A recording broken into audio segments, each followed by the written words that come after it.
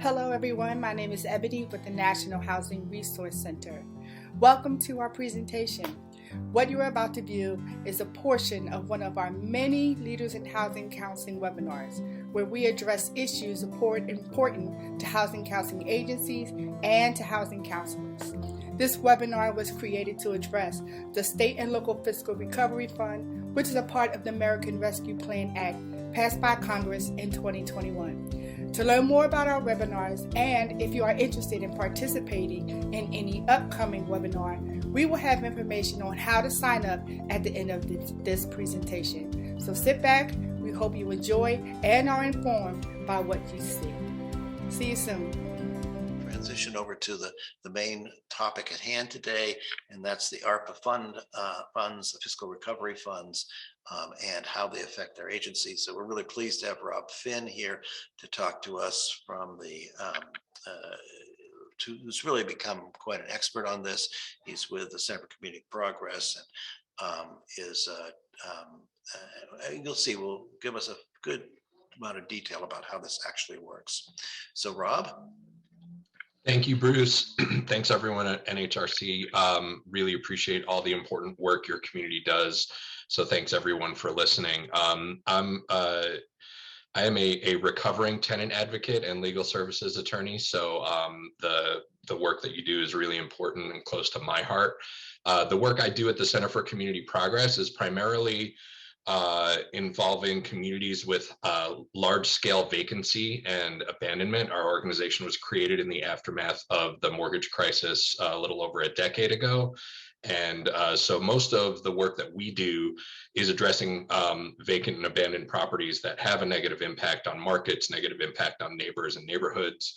And so the importance of the work you do in keeping people stably housed to prevent properties from sliding into foreclosure, whether through mortgage or property tax, is vital to the work that we do as well.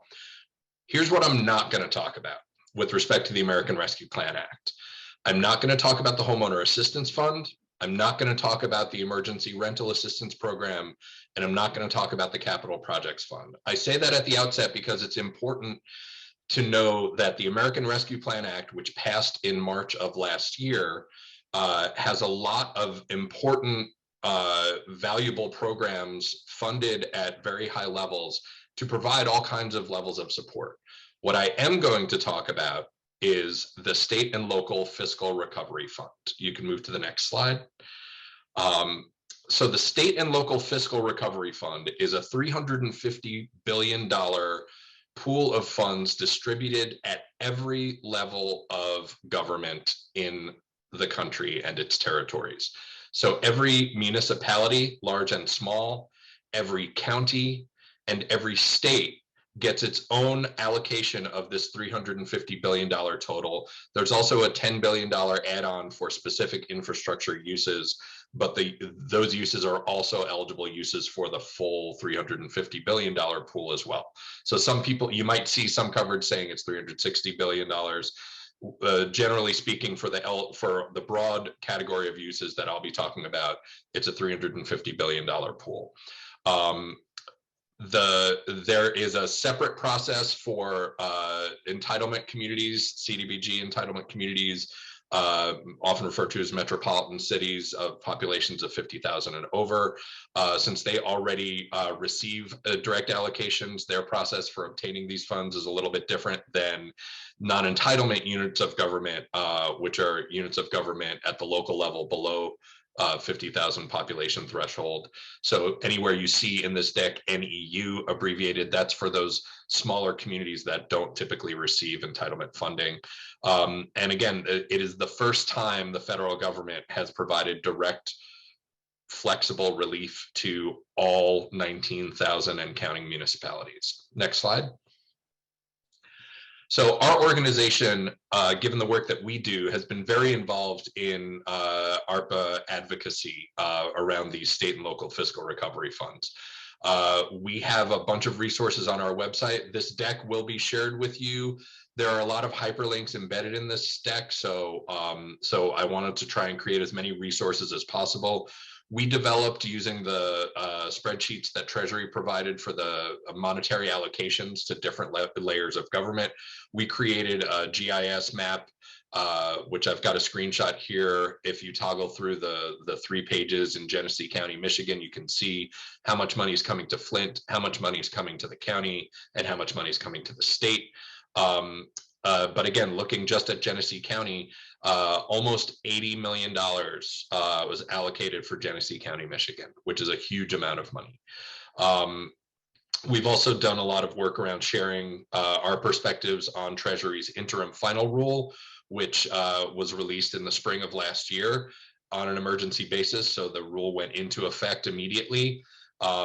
We also led a public comment campaign advocating amongst our community that focuses on vacancy and abandonment for specific expansions in Treasury's final rule around how funds can be used for things like land banking, demolition, rehabilitation, inspection, vacant property, and vacant lot maintenance. We're really thrilled that Treasury actually took us up on our public comments and that campaign was a success. So there's a number of resources on our website that focus on the state and local fiscal recovery funds. Next slide. So this is a program that is being administered by the Treasury Department. There are a number of different pieces of guidance that have been released by Treasury. The most important 2 are the final rule, which was released in January of this year.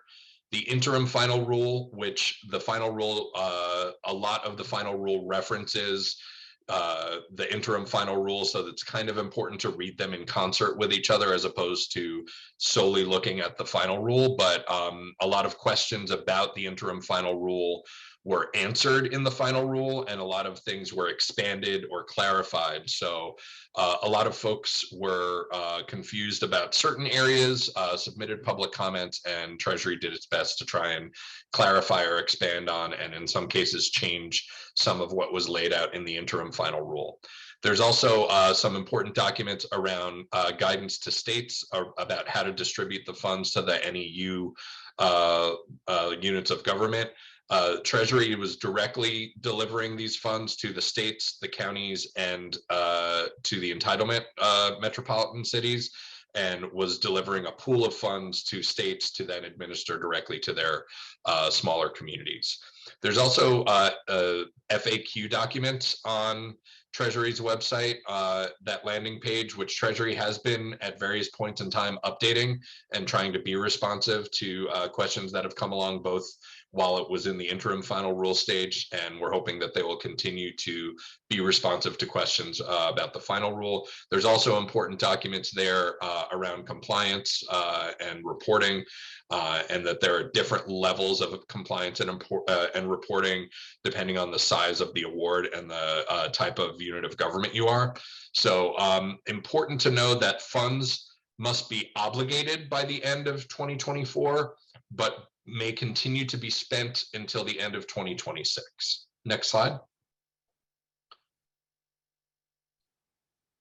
So broadly, I won't spend too much time on this because I'm going to get to the housing counseling stuff, but broadly, the ARPA state and local fiscal recovery funds are designed to support public health expenditures, address negative economic impacts caused or made worse by the public health emergency. That's important. To replace lost public sector revenue, to provide premium pay for essential workers, and to provide investments in water, sewer, and broadband infrastructure. I want to emphasize for folks that this is a very flexible program, but communities will be designing their own spending plans. So any uses I talk about are possible uses. They are not necessarily going to come to your communities or your states or your counties unless you are advocating for them. So the Treasury has offered guidance. Treasury is not requiring any pre-clearance. So unlike some of the other programs under ARPA, like the HAF program, cities and counties and states don't need to get the thumbs up from Treasury to spend the money based on a proposal. Treasury is essentially saying, go forth and comply and write back to us at the various compliance and oversight check-ins, but we're not going to be reviewing plans and giving you a thumbs up or a thumbs down in advance.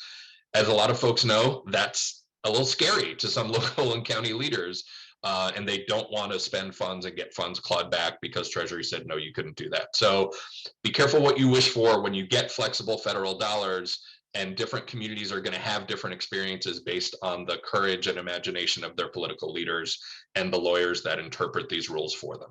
Next slide.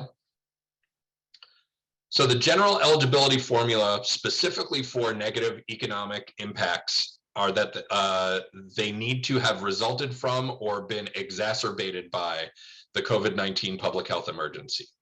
And any specifically enumerated use in the rules is typically represented as a non-exhaustive list, which means that Treasury is trying to provide examples of things that are absolutely going to be approved, but they're trying to emphasize that we don't want to presume to know every use that your community might be able to develop to address economic impacts that are impacting your communities.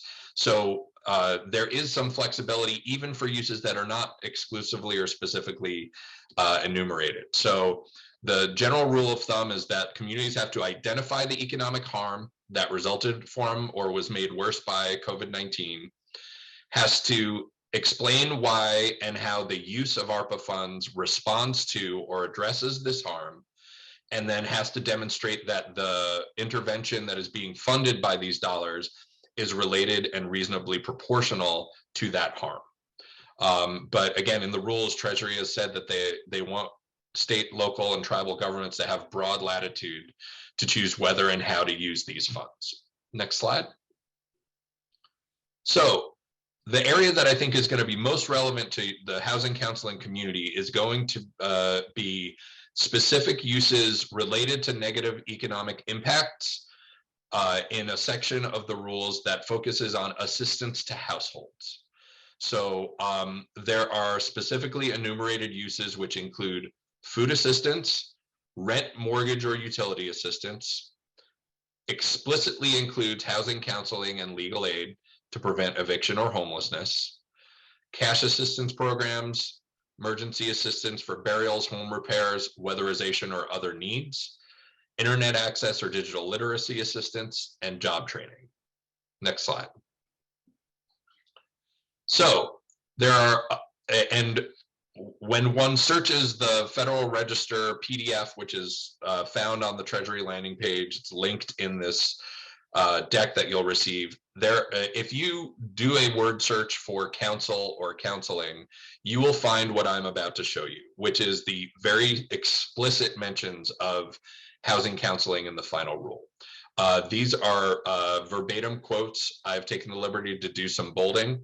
But essentially, Treasury in its final rule has made clear that housing counseling, fair housing counseling, and case management related to housing stability and outreach to households at risk of eviction and other uses listed here, as well as legal aid and legal services or attorney's fees related to eviction proceedings or maintaining housing stability, are all eligible uses under this program. Next slide. Additionally, so on the one hand, yay, these dollars can be used to fund housing counseling programs.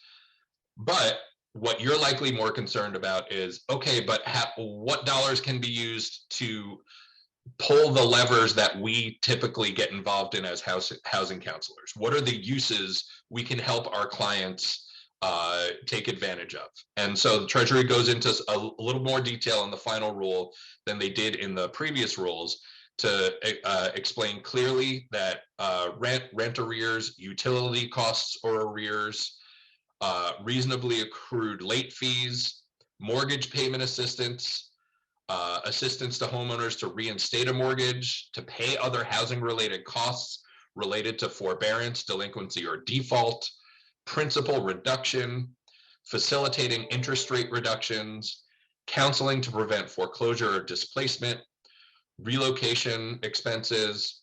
One thing they did clarify in the final rule is that delinquent property taxes are also eligible under these sort of housing related assistance costs. It wasn't clear, and there are some prohibitions against generally using these funds to reduce taxes. So we're very happy to hear that delinquent property taxes to prevent tax foreclosure on homes is also permissible and always has been under this program.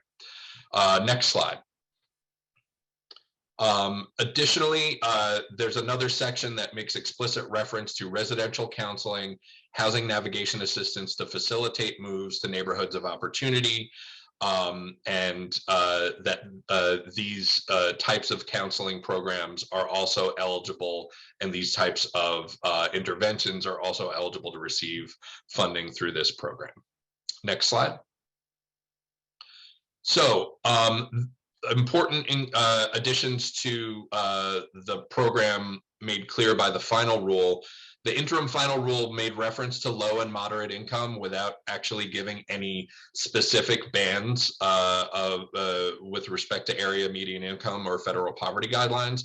So they've clarified in the final rule that any household that is at or below 40% of AMI or 185% of the federal poverty guidelines is deemed low income, and any household at or below 65% of AMI or 300% of federal poverty guidelines is deemed moderate income.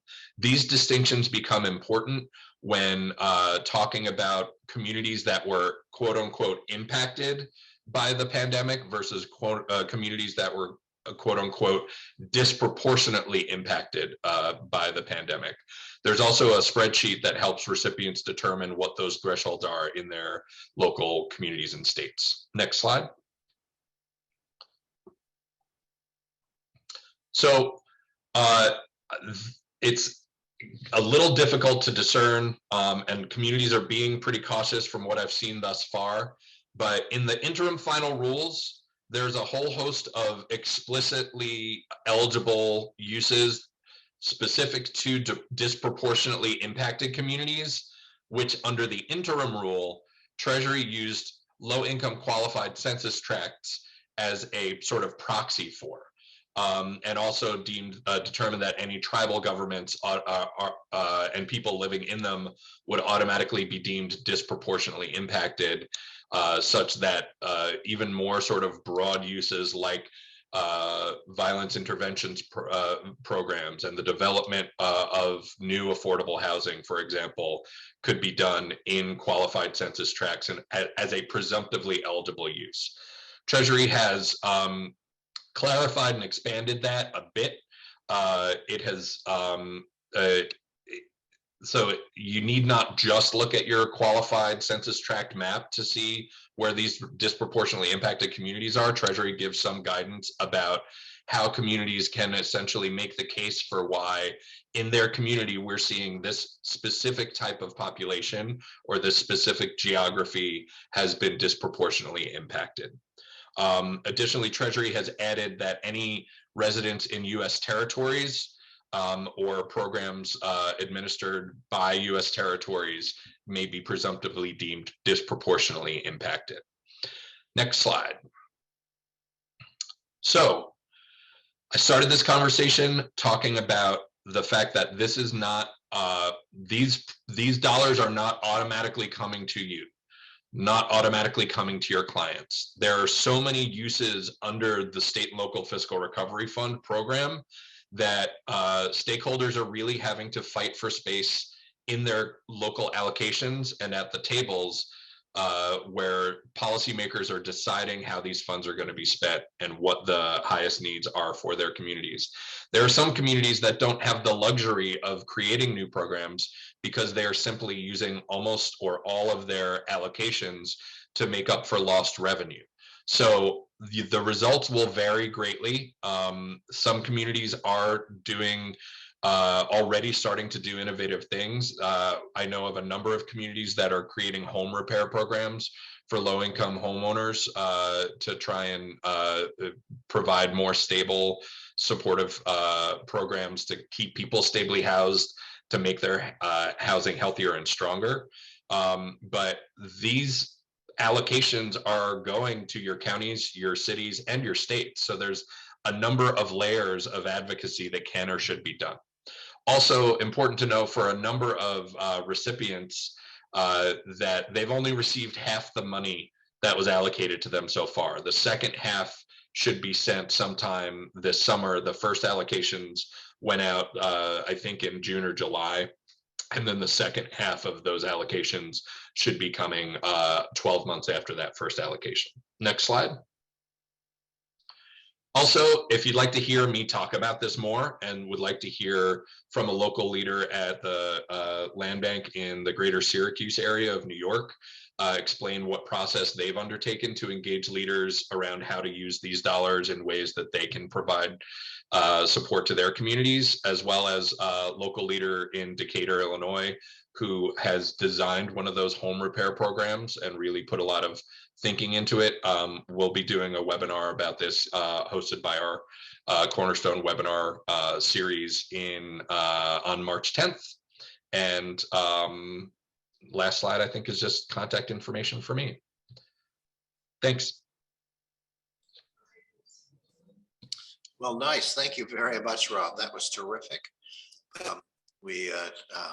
And this will be a recording that we'll post up on the webinar on our website, and you can always get it in our video library as well. Our next presenter is Kate Carden, Director of Financial Mobility at CHN Housing Partners. We had Kate a little while ago on the good work they're doing on tenant protections and eviction intervention. And this time it's what their conversations look like on ARP. I do have to do a shout out. This is such a great photograph that you've got as your lead photograph. Just love it. So Kate, welcome, and glad to have you. Thank you. Thanks, Bruce, and thanks for having me. We always appreciate being connected to this group. And we can start at the next slide. Just to give some context about who CHN Housing Partners is, which has kind of guided how we've been advocating around ARPA. We were initially founded 40 years ago by 6 local CDCs. There was a lack of affordable housing in the city of Cleveland, and so a group of CDCs came together to form CHN so we could use the power of everyone's voice to enact some change. We focus on the power of a permanent address.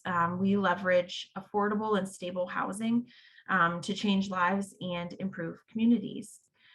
We partner with sister nonprofits, government entities, financial institutions, and other like-minded institutions that also seek to improve housing stability.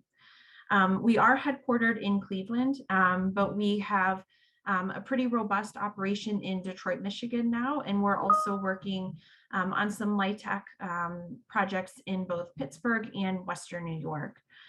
We serve around 50,000 households annually. We own and manage around 2,200 units throughout the city of Cleveland. And to date, through our flagship lease purchase program, we've helped over 1,400 families become successful homeowners through our LIHTC affordable housing program. Next slide, please. So what we do is provide integrated housing solutions to achieve substantial and meaningful outcomes for residents. Every one of these boxes this past year has received additional resources because of funding that has become available through CARES Act and other related funds. So we've seen great increases in funding available for affordable housing and real estate development, home lending, particularly with down payment assistance and first-time homebuyer programs, utility assistance. Our counseling and education programs have received great amount of funding, some areas we weren't expecting, which I'll mention in a little while, energy conservation, weatherization, as well as community building and engagement. Next slide, please. We are a HUD-approved housing counseling agency. And again, each of these areas have received resources throughout the pandemic, and we're hoping through ARPA in the coming months and years So we provide all of these HUD services, as well as managing a pretty robust VITA EITC free tax preparation program. And we've also begun leading some digital equity work in Cuyahoga County. Next slide, please. And so since July of 2020, CHN has administered almost all of the CARES Act related funding for both Cleveland and our county, Cuyahoga County. The background of this slide is a map of Cuyahoga County. Each of those little orange dots is a household that received rental assistance through our agency. To date, we've provided almost $53 million in rental assistance across the county, and we've served almost 13,000 households. Through the building of that program, we've established really great partnerships and a really great infrastructure that can hopefully lead to other things. We've been able to collect a lot of really great data that we've been able to use then as we go out and we advocate for the use of ARPA funding locally in Cleveland, especially as it relates to rental assistance and home ownership. So what we've seen, as I'm sure, and I'll stay on the past slide, please. Thank you. And so what we saw, as I'm sure you've all seen, is that COVID-19 just exacerbated all of the longstanding and deeply rooted housing instability and equity, particularly among Black households. With this emergency pandemic response, it required really deep collaboration between not only us and our funders, but other nonprofits, foundations, and local organizers that came together to enact some really reactive measures. What we think is that such urgent COVID-19 response has really created capacity and laid the foundation for long-term post-pandemic supports, and ARPA is just a catalyst for those. So through everything that we built, we think that we can take that same system and coordination and create a more sustainable long-term solution for housing. Next slide, please. And so the way that we've been building and will continue to evolve our program is we think what happened as a federal emergency response, we're now in this transition phase where we're building out this really robust ecosystem of federal and local supports, including ARPA. So we think that moving forward, to be effective, the efforts that we are advocating for locally, primarily through ARPA, are citywide, accessible, scaled, collaborative, and equitable resources to locally fund projects that will create long-term change. So the two areas that we are really focused on are, one, developing a locally funded city and county affordable housing fund. ARPA funding is the perfect opportunity for us to create this flexible funding pool where we're not reliant on dollars coming from home or CDBG, where we're a little bit more restricted. As mentioned earlier by Rob, this is a more flexible fund, and so we want to be creative and innovative and use that flexibility to our benefit. And then with home ownership, we also want to look at bridging together 4 initial impact areas that we think together will enact big change locally. So looking at funding first mortgages, down payment assistance, acquisition, rehab, and infill, as well as home repair. We would create a central entry point, much like we did with emergency rental assistance, so that individuals have really easy access to this, not just clients, but our partners as well. Next slide, please. So looking at those in a bit more detail, with mortgages, we recently were certified as a CDFI, and our housing counseling shop will be providing all of the first-time homebuyer education for our first mortgage product. But we are looking at providing mortgages in areas that have typically not had a lot of investment. So access to mortgages for people of color, low income households, and people with imperfect credit are those that we're hoping to reach with this first mortgage product. So the solution through ARPA, we're looking at first mortgage funds, so a revolving loan pool, as well as a loan loss reserve to help protect us a little bit as we move forward with this. With down payment assistance, we're looking at expanded scope and eligibility for down payment assistance. Locally, we really rely on things like home and CDBG, which bring a little bit of restriction. And so through ARPA, we're hoping that we could have more flexible income and purchase requirements. For acquisition, rehab, and home repair, we're really looking to fill a gap here. So right now in Cleveland, as I'm sure you see across the country, there's a real gap in the cost of rehab versus the achievable purchase price for a home. So looking at access to flexible, low-cost working capital and grant capital for subsidies for construction costs and appraisal gaps, which we think will be hugely helpful, especially in the city of Cleveland and our first-ring suburbs. And then finally, home repair. So access to capital for LMI homeowners and landlords. I think throughout the past year, we've seen landlords being especially hit. Their tenants weren't able to pay rent, and we were able to quickly provide rental assistance for those tenants, but it still left the landlords in a little bit of a disadvantage. So we would like to also assist them. And so providing a flexible and fully resourced home repair program through grants and loans we see as being especially helpful. In each of these areas that I mentioned, what we've been able to do throughout the crisis and with our rental assistance program is incorporate housing counseling into everything we do. We know that many of these clients and households are coming to us, if not in acute need, they have experienced some sort of hardship over the past 2 years.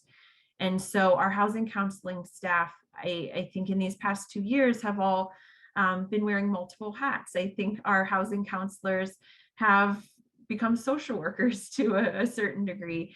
And they really need resources that they can access quickly so that when we're asking the questions from our counseling clients of what they need, we're then able to come with a solution and an answer. And we think that a lot of these homeownership and rental assistance programs that we're able to offer through things like ARPA, emergency rental assistance, and the homeowner assistance fund really just complement what we've gotten really great at doing through our housing counseling programs. Next slide, please. And that's it. So I have my contact information on the screen. Please feel free to reach out to me directly if you have any questions or if you are just getting started with any of these programs. We've got plenty of skinned knees and successes that I'd be happy to share. And thank you again to Bruce and the team for having me. Kate, that was just excellent. Let me just ask you on the DPA program, you mentioned more flexible income and purchase requirements. So what are those? Yeah, so we've seen in certain areas of our city, we on the near west side of Cleveland, we've seen a lot of growth and the cost of housing has just increased dramatically. And it's made it harder for our 80% AMI buyers to get into some of our markets. And so we'd really like to see folks have more flexibility. And we'd also like to see some down payment assistance plugged in where right now our first-time home buyer programs come with, depending on where you're getting it, different qualifications. And we'd like to make it as easy as possible for a homeowner who is ready to purchase a home to be able to purchase a home. So we're really just trying to cut out the barriers and make it as easy as possible while still providing housing counseling and making sure that we are putting folks into a home that will be successful as a homeowner. Yeah, so one of the principles we did a lot of work on down payment assistance, some of it more successful than others.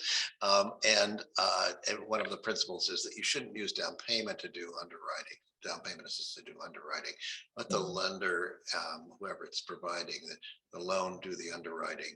And this is just an add-on. Rob, did you want to jump in on this as well? Yeah, I just wanted to, and I will include this, I'll copy and paste the language from the Federal Register section directly into the chat. But there is explicit language in the final rule from Treasury around the fact that these state and local fiscal recovery fund dollars can explicitly be used for down payment assistance, not just for upfront down payment, but also for if we wanted to create reserve programs. So, so I will include that language in there as well. Excellent. Very, very good. We're going to transition quickly to Arundel County. They weren't able to join us today, and they're in a much different place. They're in a situation where well, actually, I should first say it's Arundel Affordable Housing Coalition, and they are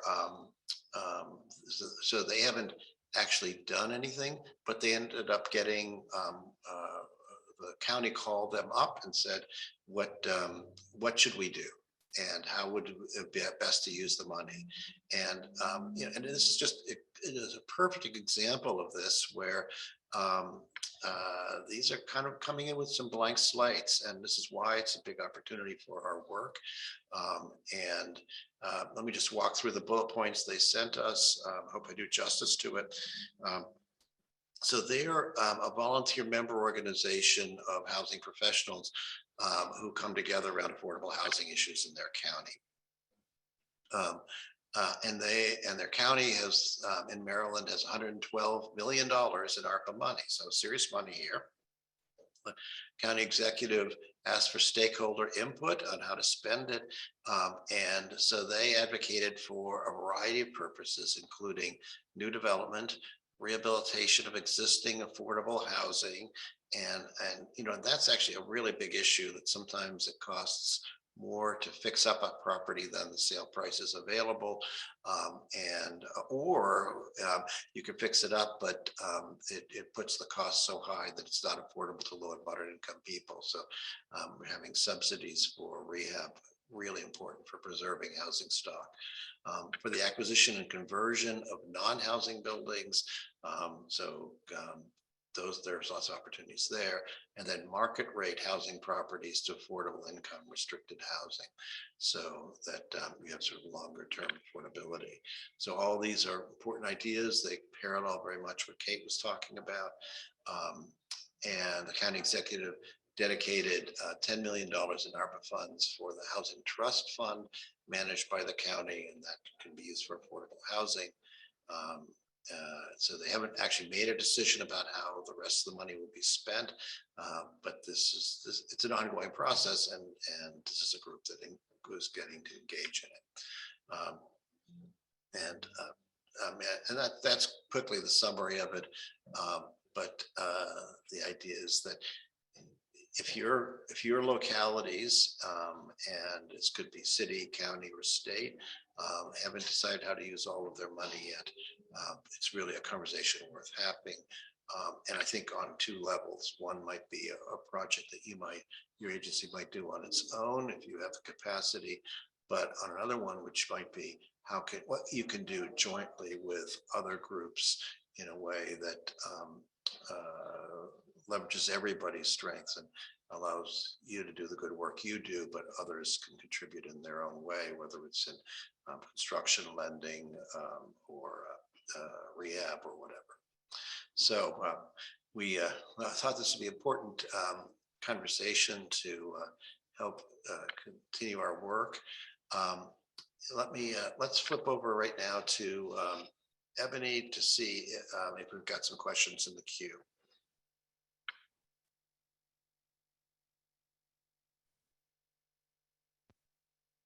We do have a few questions.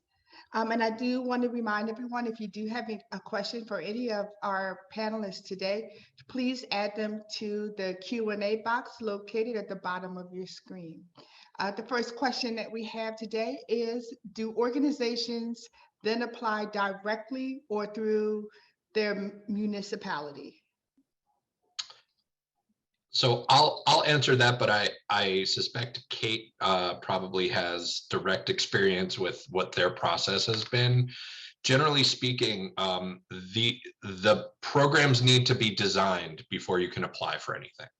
So in order for housing counseling itself to be funded, and for any of the interventions that housing counselors can deploy that we've been talking about can be funded, your city, your county, or your state, or all three of them have to design programs that spend the money that way. So it's really more about first engaging and advocating that the programs funded by ARPA state and local fiscal recovery funds include those uses before you could then go about trying to apply. But Kate, since you've actually been on the front lines, you probably have a better perspective on that than I do.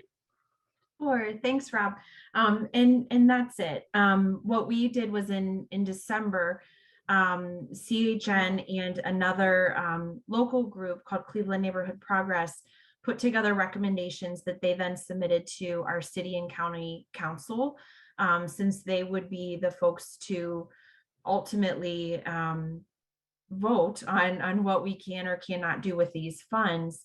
And what we've seen coming through our county and our city is they've been, over the past few weeks, they've been sending out a lot of RFQs and asking for us to respond. And what's interesting is when we are on vendor calls now, compared to in the past, when the county said, here's the program, here's what we're going to do. Now the county has flipped that a bit, and they've said, we want to know how you can support home ownership and housing and social service supports in Cuyahoga County. Respond to this RFQ, and then we'll use that to guide how we build programs. So it's been a really great thing to say, where because of the flexibility of these funds, it seems like our local government is being less prescriptive, and they're really looking for folks that have boots on the ground to help them put together these programs. So we're really looking forward to seeing how that evolves over the coming year.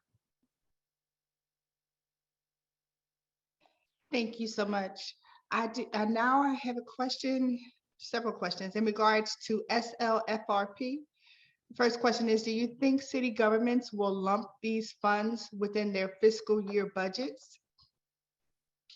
So the short answer is it depends on what size of city and what size of an allocation. The smaller awarded or recipients who receive smaller amounts, I believe the threshold is $10 million under the final rule, have a little bit more of what I think could be equated to like a standard deduction, where the scrutiny that Treasury is going to give on an award of $10 million or lower to one of those smaller population municipalities is going to be different and a bit more flexible than on recipients who have larger amounts, which would generally be larger population counties and cities. So so for the very small awards, it is possible that city governments will consume all of their allocations for the state and local fiscal recovery funds to replace lost revenue typically. And so the extent to which that sort of lumping it in with their fiscal budgets, some of them may do it, some of them may feel like they have no choice but to do it given the fiscal constraints that they're under. But generally speaking, those with larger awards that don't have those demonstrable lost revenues, because Treasury has formulas that cities and counties and states have to demonstrate in order for them to use those dollar amounts for lost revenues. There will be what I'm seeing is new programs created or existing programs being funded with larger support, given that there's now this federal resource to use towards them.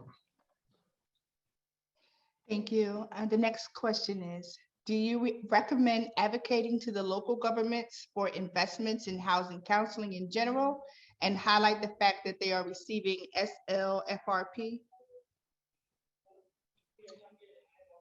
I would urge advocating at all layers of government, as daunting as it can be to try and sort of address not just your city, but your county leadership and your state leadership. It really is, the results are already sort of varying wildly. Some places are working more collaboratively than others. It sounds like Cuyahoga County and the city of Cleveland are playing pretty well together, but there are a lot of communities where the county is going to do what the county is going to do. The cities within that county are going to do their own thing too. And again, there's also these large amounts coming to every state. So really engaging at all levels for investments in housing counseling. There's also many of these processes are already underway, but some places have not finalized their awards, or I know some places are sort of programming X amount of their total allocation and then waiting to see what next year's sort of budget looks like and shortfalls look like, because they don't want to over program and then have holes that they would have wanted to fill with some of these funds.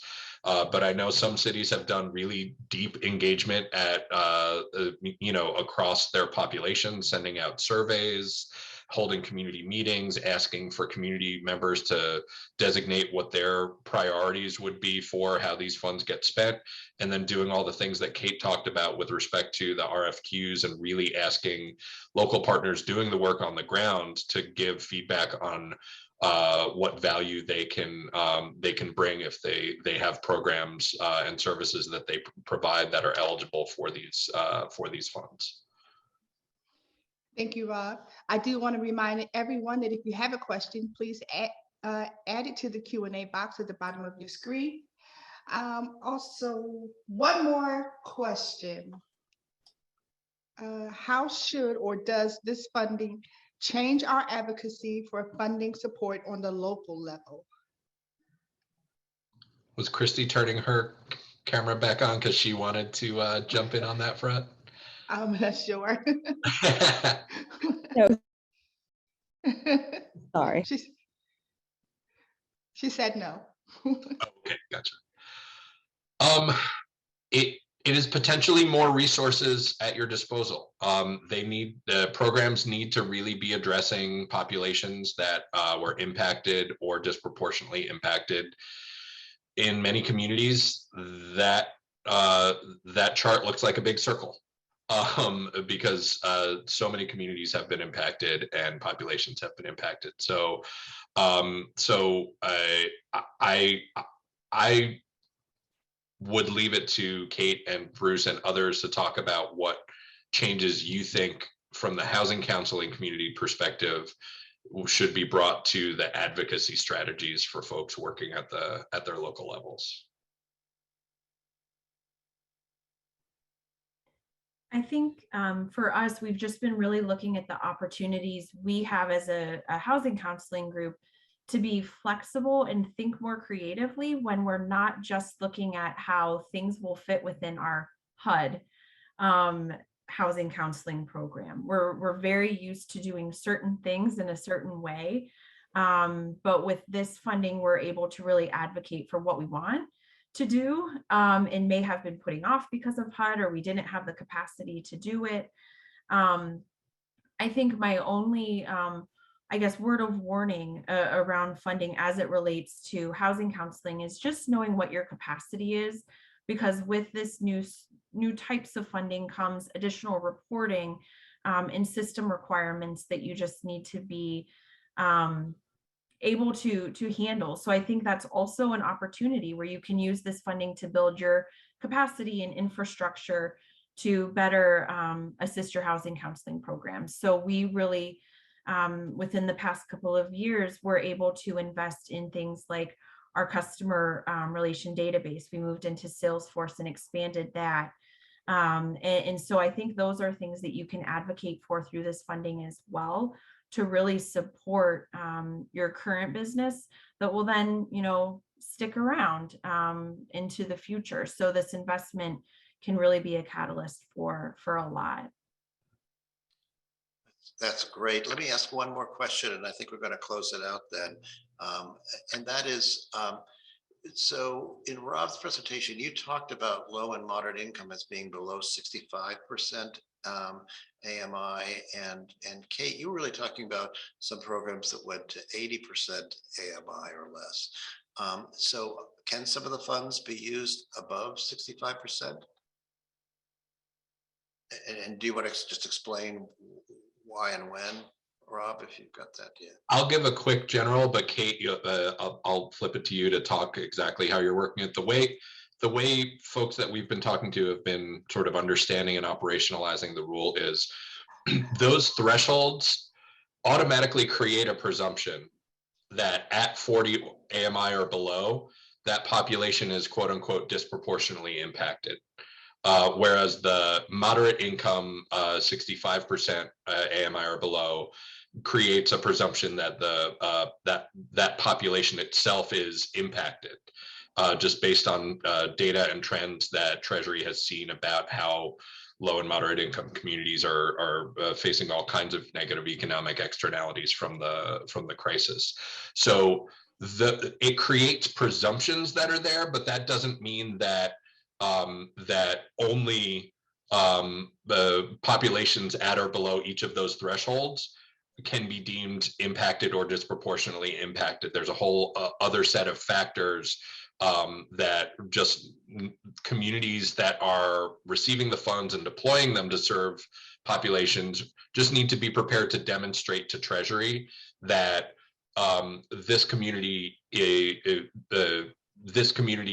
was impacted by the pandemic in the following ways, or disproportionately impacted by the pandemic in the following ways, which unlocks being able to address things and serve populations that don't just fall underneath those. But if you are a program that solely serves low income households, for example, that compliance reporting is almost as easy as it can be, because Treasury's created those sort of presumptions there.